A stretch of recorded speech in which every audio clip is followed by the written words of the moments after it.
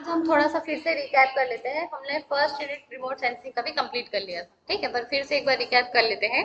सुदूर संवेदन या फिर रिमोट सेंसिंग। रिमोट सेंसिंग आप लोग घर में यूज करते हैं ना, रिमोट।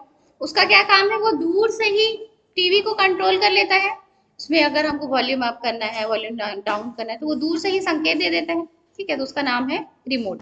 रिमोट मतलब कि कोई चीज जो बहुत दूर है। ठीक। सेंसिंग का मतलब क्या होता है? सेंसिंग का मतलब होता है उसका संवेदन। उसका संवेदन मतलब किसी चीज के बारे में, ठीक है, बिना उसको टच करे, बिना उसको स्पर्श करे, उसके बारे में जब हम जानकारी प्राप्त करते हैं, ये जो पूरी प्रक्रिया है इसको क्या बोलते हैं? Remote sensing. ठीक है, या फिर इसी को बोलते हैं सुदूर संवेदन। ठीक है, मैं रिमोट सेंसिंग ही बोलूंगी, आप लोग सुदूर संवेदन बोलना। ठीक।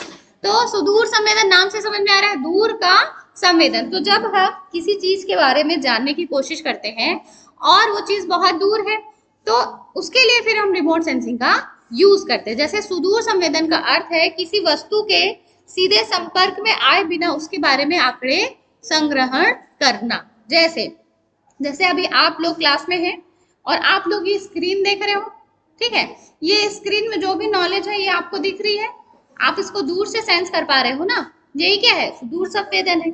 ये जो प्रोजेक्टर है ये पोर्ट्रेट कर रहा है और आप उसको देख पा रहे हो, उसको समझ पा रहे हो। तो जो सुदूर संवेदन है वो सबसे अच्छा इसका एग्जाम्पल होता है हमारी आईज। ठीक है, हम आंखों से बहुत सारी चीजों को देख सकते हैं और उससे हम जानकारी इकट्ठा कर सकते हैं। ठीक है, उसके बारे में हम जानकारी इकट्ठा कर सकते हैं। जैसे कि मैं आंख से देख करके बता सकती हूँ कि भाई कितने बच्चे हैं, है ना। और जो मतलब आईज जो है सुदूर संवेदन का सबसे अच्छा एग्जाम्पल है। ठीक, जिसके थ्रू हम बहुत सारी चीजें देख सकते हैं। जैसे अगर हम अभी विंडो खोलेंगे, हम अपनी आईज से काफी दूर का चीज को डाटा इकट्ठा कर सकते हैं ना। ये मैदानी क्षेत्र है, ये हमारा कॉलेज है, ये हमारे कॉलेज की बाउंड्री है ना। फिर हो सकता है वहां पर कुछ चारा चर रहे हो, गाय बैल बकरी या जो भी। लैंडस्केप आप लोग देख सकते हो कि कैसा है, बाउंड्री के बाद बिल्डिंग्स दिख रही है क्या, पानी की टंकी दिख रही है क्या। जब कोई चीज को हम बिना टच करे बहुत दूर से उसके बारे में जानकारी इकट्ठा कर ले, तो उसको क्या बोलेंगे? रिमोट सेंसिंग या फिर सुदूर संवेदन। ठीक। अब ये जो सुदूर संवेदन है, ये आकाश में स्थित किसी प्लेटफॉर्म जैसे कि हवाई जहाज, उपग्रह या गुब्बारा से पृथ्वी की किसी भूभाग का चित्र लेना है। अब आप लोग अपने आप को समझ लीजिए कि आप लोग अभी हवाई जहाज में तो बैठे हैं क्या? बैठना है ना लाइफ में, एक बार तो बैठना है क्या? हाँ। तो हवाई जहाज में बैठे हो या फिर गुब्बारे में बैठे, ठीक है। अब हवाई जहाज और गुब्बारे से जब हम नीचे सतह का फोटो लेंगे या नीचे सतह का पिक्चर लेंगे, ठीक है, तो उस पर्टिकुलर सतह का पिक्चर जो है वो क्या कहलाएगा? सुदूर संवेदन कहलाएगा। ठीक है, मतलब जैसे हम जैसे आप लोग जानते होंगे कि पहले जो भी मैप बनाया जाता था, जो भी स्थान, जैसे कि आप लोगों को पता होगा कि अमेरिको वासी पुसी ने अमेरिका की खोज की। ठीक। तो उस समय तो सुदूर संवेदन उतना सक्षम नहीं था, तो वो नाविक थे, उन्होंने मतलब नाव से जाकर के, कोलंबस इंडिया को खोजने निकला था, उसने क्या खोजा? अमेरिका खोजा। तो पहले के लोग उतना अधिक दूर की चीजों को देख नहीं पाते थे, तो वो क्या करते थे? वो पास पास जा करके, जगह जगह जा करके उसका वो क्या करते थे? निरीक्षण करते थे और उसका मैप बनाते थे। लेकिन आज आधुनिक युग में हवाई जहाज, गुब्बारा और उपग्रह के माध्यम से सुदूर संवेदन किया जाता है। ठीक, इतना क्लियर हुआ। अब पहले के लोग, अगर जैसे मुझे यहाँ से लवनपुर नगर पंचायत का मैप बनाना है, तो यदि मेरे पास सुदूर संवेदन की सुविधा नहीं होगी तो मुझे जगह जगह जाना होगा, नाप करके, है ना। और उसके बाद उसका एक डायग्राम बनाना पड़ेगा कि लवन नगर पंचायत का ये इतना क्षेत्रफल है, यहाँ पे इतने वार्ड हैं, ये सड़क है, ये पानी टंकी है, ये दुनिया भर के यहाँ पे इंफ्रास्ट्रक्चर है। लेकिन यदि मेरे पास सुदूर संवेदन है तो मैं लवन नगर पंचायत के ऊपर गुब्बारे के माध्यम से डायरेक्ट फोटो खींच सकती हूँ और उससे एक पूरा ओवरऑल क्या है, एक जानकारी प्राप्त कर सकती हूँ कि लवन नगर पंचायत में क्या क्या लैंडस्केप है, कौन सा सामाजिक आर्थिक स्थिति है। अगर वो मैदानी क्षेत्र है तो भी हमको जानकारी मिलेगी, पहाड़ी पठारी क्षेत्र तो भी जानकारी मिलेगी। ठीक। अब सुदूर संवेदन जो है, एक कहना चाहिए मतलब एक टेक्निक है जो किसमें काम आती है? ज्योग्राफी में। ठीक है, सुदूर संवेदन एक क्या है? तकनीक है, एक टेक्निक है जो किसमें काम आती है? ज्योग्राफी में। जैसे ज्योग्राफी में आपको मैपिंग करनी पड़ती है, फिजिकल मैप हो या फिर लाइक फिजिकल हो या फिर ह्यूमन मेड इंफ्रास्ट्रक्चर हो, सबका मैप बनाना पड़ता है।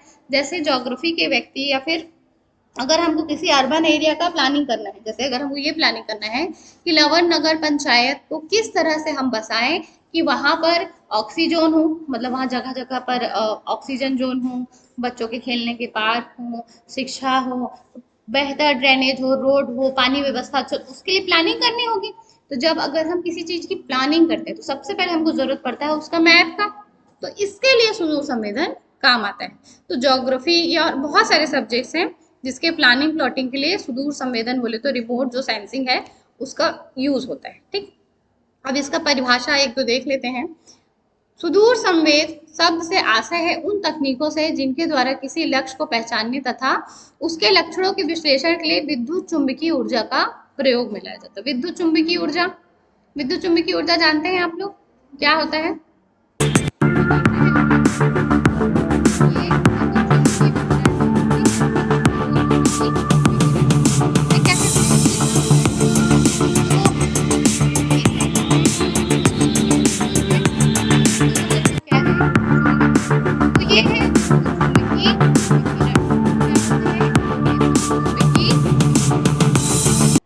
ये देख रहे हैं डायग्राम, ये देखो ये तरंग है जिसको बोलते हैं वेव।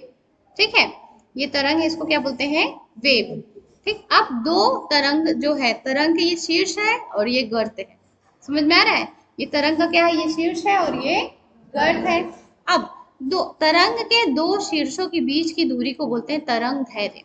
ठीक है, किसी भी तरंग के दो शीर्षों के बीच की दूरी को क्या बोलते हैं? तरंग दैर्घ्य। अब ये जो तरंग दैर्घ्य है, ठीक, ये अधिक या कम हो सकता है, मतलब कि दो तरंगों के बीच की दूरी अधिक हो सकती है या फिर कम हो सकती है। ठीक, अब ये जो हमारा तरंग है, ठीक है, ये जो वेव है, ठीक है, इसमें हम क्या देखते हैं कि दो फील्ड है। कितने? दो फील्ड है, दो क्षेत्र है। पहला कौन सा है? विद्युत, और दूसरा है चुंबकीय। ठीक है, ये लिखा है, ये ब्लू वाला मैग्नेटिक फील्ड है और रेड वाला क्या है? इलेक्ट्रिक, विद्युत। ठीक है, और ये हमारा डायरेक्शन। तो सूर्य से जितनी किरणें आती हैं, सूर्य से बहुत सारी किरणें आती है ना, जैसे कि एक्स रेज, गामा रेज, ठीक है, इंफ्रारेड, पराबैंगनी जिसको बोलते हैं, अल्ट्रावायलेट, इंफ्रारेड, ठीक है, रेडियो और माइक्रोवेव, दृश्य प्रकाश की तरंगे, ये सभी प्रकार की क्या है? तरंगे सूर्य से आती हैं। ठीक, ये सूर्य से तरंगे आती हैं। तो जो सूर्य से तरंगे या जो वेव आती है, इसी को क्या बोलते हैं? इलेक्ट्रोमैग्नेटिक वेव, विद्युत चुंबकीय विकिरण। तो विद्युत चुंबकीय विकिरण के गुण क्या है? उसके तरंग के आधार पर अलग अलग रहते हैं। हो सकता है दो विद्युत चुंबकीय जो विकिरण है, इसके जो तरंग दैर्घ्य है किसी में कम होंगे और किसी में बहुत अधिक होंगे। तो परिभाषा में क्या बोला है? परिभाषा में बोला है कि उसके लक्षणों के विश्लेषण के लिए विद्युत चुंबकीय प्रकाश और ऊष्मा का प्रयोग में लाया जाता है। तो सूर्य से आने वाली कौन कौन सी किरण?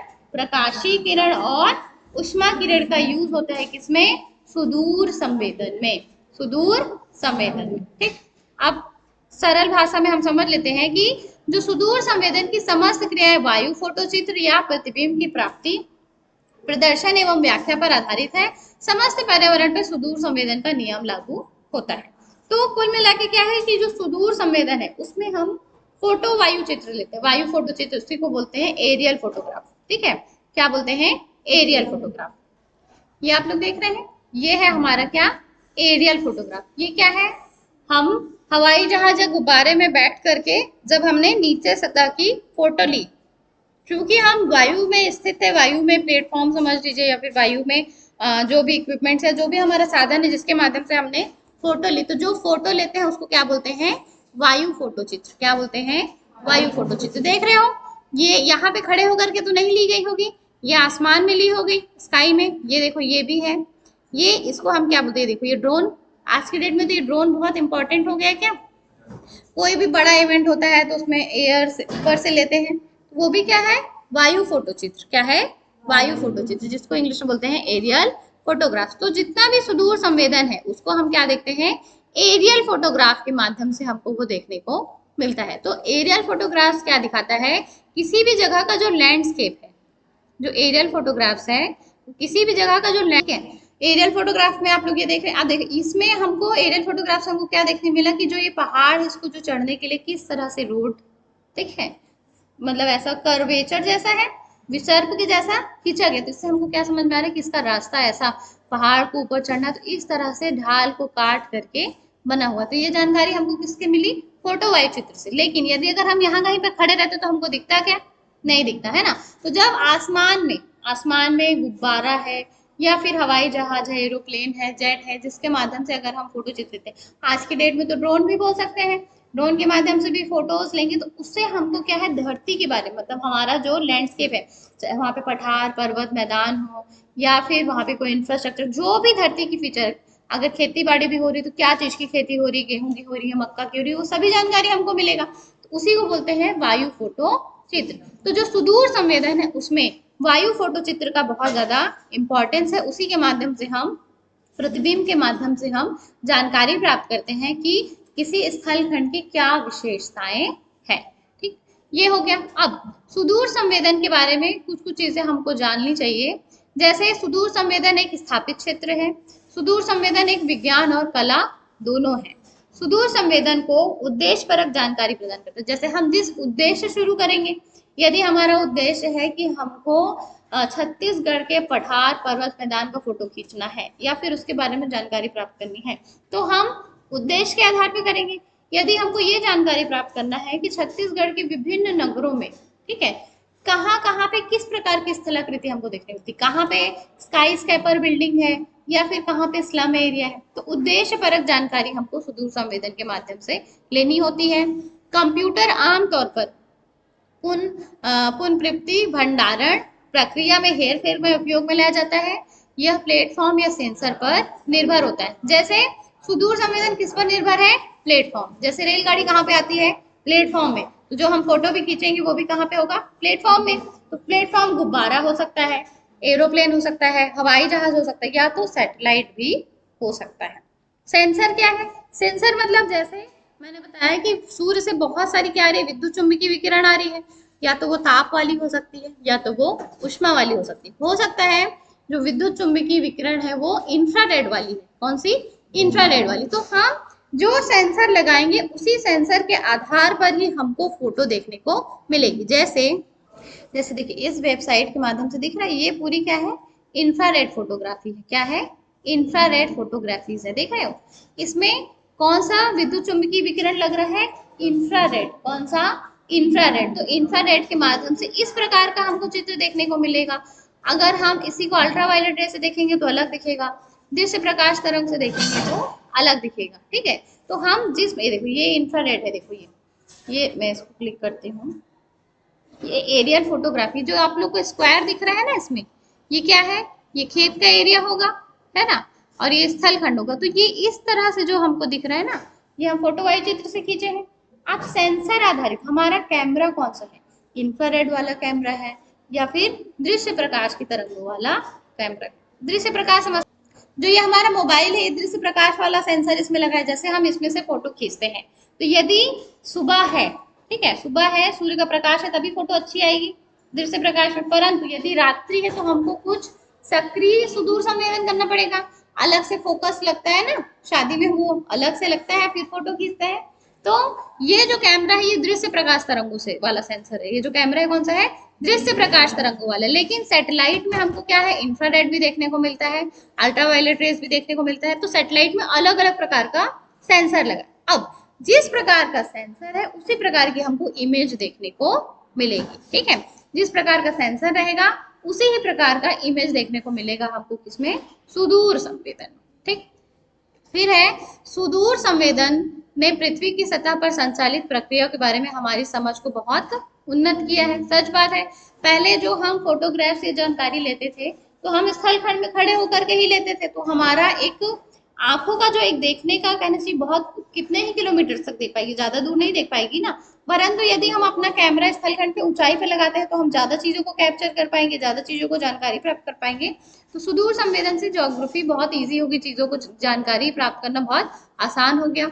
उपग्रह सुदूर संवेदन के क्षेत्र विशेष रूप से विशाल और सदाबहार है। सबसे अच्छा सुदूर संवेदन होता है सैटेलाइट वाला। कौन सा? सैटेलाइट। सैटेलाइट जानते हो? उपग्रह। तो जो उपग्रह है दो प्रकार से होते हैं, एक होता है प्राकृतिक और दूसरा होता है कृत्रिम। पृथ्वी का प्राकृतिक उपग्रह का नाम क्या है? चंद्रमा, ठीक है। वो क्या करता है, पृथ्वी का चक्कर लगाता है। अब मानव ने अपनी सुविधाओं के लिए, जैसे आप लोग जीपीएस जानते हो, क्या बोलते हैं उसको, ज्योग्राफिक पोजीशन सिस्टम बोलते हैं, ठीक है। जीपीएस जिससे हमारा लोकेशन पता पड़ता है, हमारा जो नेटवर्क है, ठीक है, वो सारा कुछ किसके माध्यम से चल रहा है आज की डेट में, सैटेलाइट के माध्यम से। तो सैटेलाइट को बना करके लॉन्च किए हैं और वो पृथ्वी का चक्कर लगा रहा है और अलग अलग स्थानों पे जाकर पृथ्वी के अलग अलग सतह का फोटो ले रहा है। तो जो सैटेलाइट के माध्यम से सुदूर संवेदन होता है वो बहुत ही ज्यादा इंपॉर्टेंट है आज की डेट में, ठीक। फिर है, पिछले 3 दशकों के दौरान स्थानीय, क्षेत्रीय और वैश्विक पैमाने पर बहुत सारे उपकरण बनाए गए हैं जो कि सुदूर संवेदन में काम आते हैं, ठीक। इतना सीखते हैं सुदूर संवेदन की प्रक्रियाएं और तत्व। जब हम सुदूर संवेदन करते हैं, जब हम रिमोट सेंसिंग करते हैं, किसी चीज को रिमोटली हम एक्सेस करते हैं, उसके बारे में जानकारी प्राप्त करते हैं, तो उसके 2 पार्ट है। पहला क्या है, आंकड़ों को एकत्रित करना। पहला क्या है, आंकड़ों को एकत्रित करना, और दूसरा है आंकड़ों का विश्लेषण करना। फॉर एग्जाम्पल, आंकड़ों का जो कहना चाहिए, डाटा का जो इंटरप्रिटेशन है, ठीक है, या एनालिसिस है, वो बहुत ही इंपॉर्टेंट। जैसे आप लोगों ने अभी सर्वे किया, आपने आंकड़े एकत्रित किए, अब उन आंकड़ों को इस तरह से जमाए कि जिससे क्या मिले, कोई नई जानकारी मिले, तो उसको बोलेंगे आंकड़ों का विश्लेषण। प्राप्त आंकड़ों के आधार पर आप लोग कारण पता करेंगे ना। जैसे लास्ट क्लास में हमने देखा था कि करीबन 19 ऐसे परिवार हैं जिनमें 4 से अधिक बच्चे हैं, ठीक है। हमने जो सर्वे किया था, अब 19 अधिक परिवार में 4 से अधिक बच्चे, तो इसका आंकड़ा विश्लेषण ये करना है कि चूंकि हमने नगर पंचायत लवन का जब सर्वे किया तो उसमें संयुक्त परिवारों का भी हमने सर्वे किया, तो ऐसा प्रोबेबल कॉज हो सकता है कि संयुक्त परिवारों में 4 से अधिक बच्चे हैं, ठीक है, ना कि एक ही परिवार के 4 बच्चे। समझ में आ रहा है क्या बता रहे हैं? तो ये आप लोगों ने जो आंकड़ा मिला उसका विश्लेषण किया, अपना दिमाग लगा करके सर्वे में जो चीजें की। ऐसे ही सुदूर संवेदन से जो भी आंकड़ा मिलता है, हो सकता है जो आंकड़ा हमको जैसा देखने पे आ रहा है वैसा एक्चुअल में ना हो, तो उस आंकड़े को देख करके हम उसका क्या करेंगे, विश्लेषण करेंगे और जानकारी प्राप्त करने की कोशिश करेंगे। जैसे अगर फॉर एग्जाम्पल लवन नगर पंचायत में कभी ट्रैफिक जाम है, ठीक है, उसी समय आपने ड्रोन से इमेज लिया, अब उसमें क्या आ रहा है, ड्रोन से इमेज लेने में समझ में आ रहा है कि जो ये पर्टिकुलर जो हमारी 130 एनएच जा रही है ये बिजी है। अब चूंकि ये बिजी है तो ये हमेशा बिजी रहेगी क्या, नहीं। तो वो इमेज देख करके हमको समझने का प्रयास करना है कि ये दिवाली के दिन इतने बजे ली गई फोटो है जिसके कारण इसमें ट्रैफिक जैम दिख रहा है, लेकिन जनरली इतना ट्रैफिक जैम शायद ना हो। तो इस तरह से सुदूर संवेदन में 2 चीजें इंपॉर्टेंट, पहला क्या है, आंकड़ों को इकट्ठा करना, और दूसरा आंकड़ों का विश्लेषण करना, ठीक। आंकड़ों का इकट्ठा करना मतलब फोटोग्राफ, फोटो वायु चित्र, ठीक है, अलग अलग तरीकों से हमने इमेजेस इकट्ठा कर लिए। फिर अब हम उसका विश्लेषण करें कि जो चीज उसमें दिख रही है वो सही है कि नहीं, ठीक। और चूंकि मैंने क्या बताया, सेंसर की बात करी, किसकी बात करी, सेंसर की। हो सकता है कि वो इंफ्रारेड वाला हो सकता है वो दृश्य प्रकाश का। जिस प्रकार का सेंसर रहेगा उसी प्रकार का हमको फोटो वायु चित्र मिलेगा या हमको इमेज मिलेगा, सैटेलाइट इमेज मिलेगा। उस सैटेलाइट इमेज से हमको समझना होगा कि वहां पर क्या स्थिति है। जैसे फॉर एग्जाम्पल, अभी इसको भी समझेंगे फिर क्लास क्लोज करेंगे। जैसे फॉर एग्जाम्पल, अगर आप लोगों को पता है कि जो बर्फीली सतह होती है, जो बर्फीली सतह रहती है, जैसे ग्लेशियर, वो सबसे ज्यादा प्रकाश का क्या करेगी, परावर्तन करेगी। ये आप लोगों को जानकारी है ना। तो जैसे बर्फीली ग्लेशियर हो गई, मतलब आइस कोटेड जो लैंडस्केप है, ठीक है, आइस कोटेड मतलब जहाँ पे आइस शीट है, स्नो बिछा हुआ है, वहां पे जो सुदूर संवेदन आएगा, वहां पे जो प्रकाश की तरंगें आएंगी वो ज्यादातर क्या हो जाएंगी, परावर्तित हो जाएंगी। वो पर्टिकुलर सतह कैसा दिखेगा, चमकीला सा दिखेगा, फोटो में कैसा दिखेगा, चमकीला सा। अब हमको उस फोटो को देख करके विश्लेषण करना होगा कि चूंकि ये जो सतह है ये बहुत ज्यादा रिफ्लेक्ट करी, बहुत ज्यादा चमक रही थी, इसका क्या मतलब है कि यहाँ पर जो यहाँ कहना चाहिए इसका कहना चाहिए जो परावर्तन का जो 1% है वो बहुत अधिक है। इसी की जगह यदि किसी स्थान पर काली मिट्टी होगी, वहां पे प्रकाश तरंगे आएंगी, तो वो उसको परावर्तित करेगी क्या, नहीं, उसको वो अवशोषित कर लेंगी। तो जब हम फोटो वायु चित्र में उसको देखेंगे तो हमको ये समझना होगा कि चूंकि यहाँ पर बहुत डार्क दिख रहा है तो यहाँ पे काली मिट्टी या घास का मैदान या घने जंगल होंगे जो प्रकाश को क्या कर लिया, अपने में अवशोषित कर लिए। तो ये इसी को कहते हैं विश्लेषण। समझ में आ रहा है, इसी को क्या कहते हैं, विश्लेषण। फोटो को देख करके, फोटो के बारे में समझ करके आकार, टेक्सचर, टोन, इन सब चीजों के बारे में जानकारी प्राप्त करके इमेज का इंटरप्रिटेशन करना कि किस स्थान पे किस प्रकार का लैंडस्केप है, इसी को बोलते हैं डाटा का क्या बोलते हैं, विश्लेषण। ठीक, बाकी का अब हम कल पढ़ेंगे।